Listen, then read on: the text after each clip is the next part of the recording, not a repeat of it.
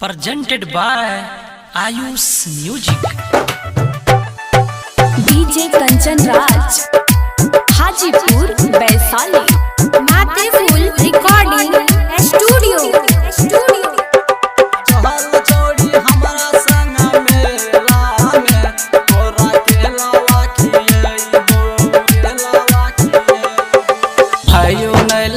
लोगे भौजाइयो नहीं लागे लोगे,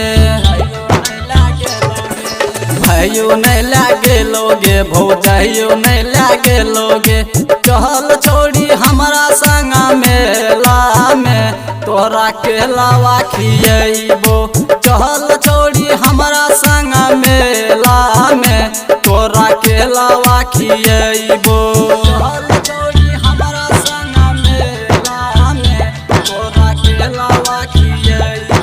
अभी आप सुन रहे हैं आयुष म्यूजिक को।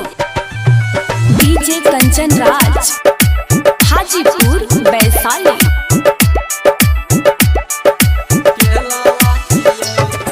रहे तो यार छोड़ी बिन के सूट सलवार गे, 3 बजे करबो हमें तोहर इंतजार गे।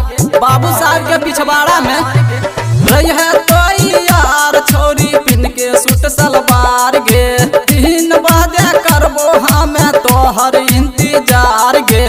परियाना छोटुआ के झमेला में तोरा के लावा खियई तो। चहल छोड़ी हमारा संग मेला में तोरा कुलफी खियबो। छोड़ी हमारा संग मेला में तोरा के लावा खियबो। अभी आप सुन रहे हैं आयुष म्यूजिक को। डीजे कंचन राज हाजीपुर वैशाली।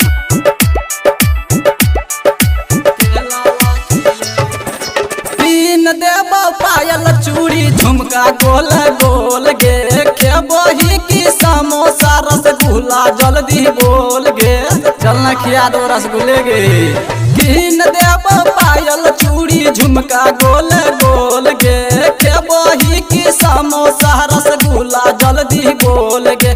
चल छोड़ी हमरा संग मेला में तोरा के लावा खियई तो।